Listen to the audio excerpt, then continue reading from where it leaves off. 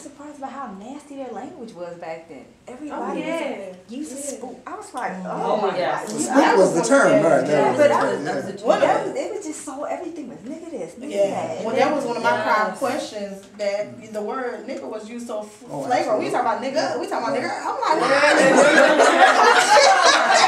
my heart was hurt, you know. But I was wondering what you thought. Like, it's so ironic that. Because I'm interpreting that to say that was how it was used then. Absolutely. And while now, 40 years later, those same people that used it so flagrantly then are, so opposed to the younger generation that's taken it, and their word, using it to another term, nigga or whatever. Not saying that it's right, but I just think that was so interesting and ironic that it was used so flagrantly back then, and it was GR. It wasn't even Negro please. It was nigger please. I think what's happened now is that the young white generation have started using it as a term of endearment, and I think that's where the problem lies. Because when they were using it to ridicule or badge us or make us feel bad about ourselves, we took it and said, no, we're going to take this word and we're going to embrace it and we're going to love it, and you're not going to affect us with it. But now younger people are saying, well, we're going to take it too, and we're going to embrace you with it too. And I think that's where now you got everybody embracing this word that started out that's being negative. Right. So we can't have you white folks now using it, talking about you love us with it. You took it. Now before you ain't love us nothing. Now we need to stop using it, because now you're trying to take it back and throw it in us a different way. So I think that's where the problem lies. If it was always derogatory for them and we used it to as a more of an uplifting thing or to love each other with, then it wouldn't be that problem. But I think that's what happened. And which is interesting because the hip hop culture, instead of it being N-I-G-G-E-R, it's N-I-G-G-A, N-I-G-G-A-H, or some abbreviation thereof, which is kind of interesting. That's just like praise dancing and all these other things they've incorporated in the church. It's just a way of, I want to do what I want to do, and I will put it in church so that I can do it. And it's the same way with the word nigga. Now, I don't have a problem with what you do in church, with what you believe or how you feel about it, but always coming up, there was a certain standard. If you didn't do anything else on Sunday, you had on your best. You went in church and you praised the Lord and you were orderly and you were involved, and there was a whole different mindset when you went to church, and people behave differently. But now you got your thugs coming in, and it's a place to date, and we got this membership for this and membership for that, but it's just another way of doing what I want to do and bringing it into the church. So, and I think that's the same way with the word nigga. It's the same no matter how you spell it. It's the same word. But it's interesting. That may very well be the one downside to integration, because once society became integrated, schools and what have you, because the black church had always been the hallmark. I mean, the stable institution for which there were certain expectations, you behaved a certain way, etc. And all of a sudden, once integration took place, that sort of dissipated some of that. Same thing with the black colleges. Black colleges began to lose a lot of faculty when integration took place, because then everybody started going everywhere. So that may have had a lot to do with it. Wow. So we touched base a little bit on this question, but what other portions of the book might have been based on true events or things that you might experience or somebody else that you know might have experienced? All that. I mean, he's so bad that he even has Fort Totten Drive is where he had his parties. It was there was a place, and now this is so bad. He's gone into the garage and found these pictures, and now he's had me running back and forth for some little Minix camera, little spy camera that he had.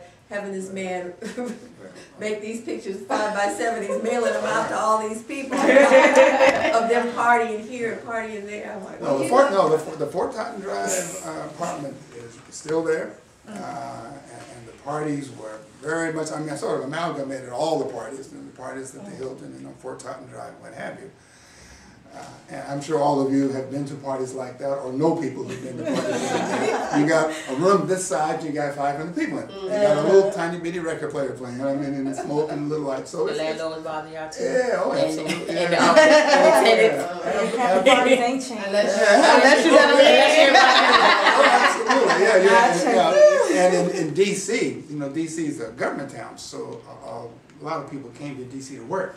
So it has always had a male-female ratio that has been way out of proportion. When I was there, it was 3 to 1. They say now it's almost 5 to 6 to 1. 10 to 1. Is it 10 to 1? 10 to 1 at Howard University, and that's why it's hard for females to get into Howard unless you got an A average. Because our daughter wanted to go to Howard, and all 3 of our sons went to Howard because of him talking about these parties. It's like all 3 of them just had to go to Howard. And so then when our daughter wanted to go, her grades were not A's, so she couldn't even get in. That's exactly why So I she- don't want my niece to go. So she went to Grambling I knew what the party instead. was. She went to what school? Grambling. She She couldn't get in. No, but Her that. girlfriend, who was an A student, did though. Who? Valencia. Oh, well, yeah. Well, no, the 4-ton drive, it was actually the boat ride that I described.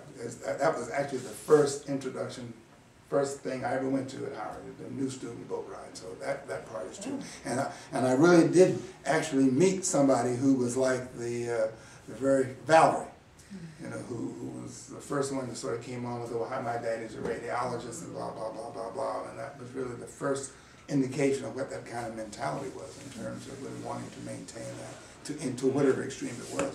But that was accurate. The names of the girls' dormitories are all accurate. Those are dorms at Howard, and who supplied most of the female women who came to the parties. D.C. also had a large female population of women who lived in the city, who were not Howard students. They later were born, raised there, and they worked for the government. They went to either D.C. Teachers College or Catholic University. So I probably should have included more of that, but just from a stylized point of view.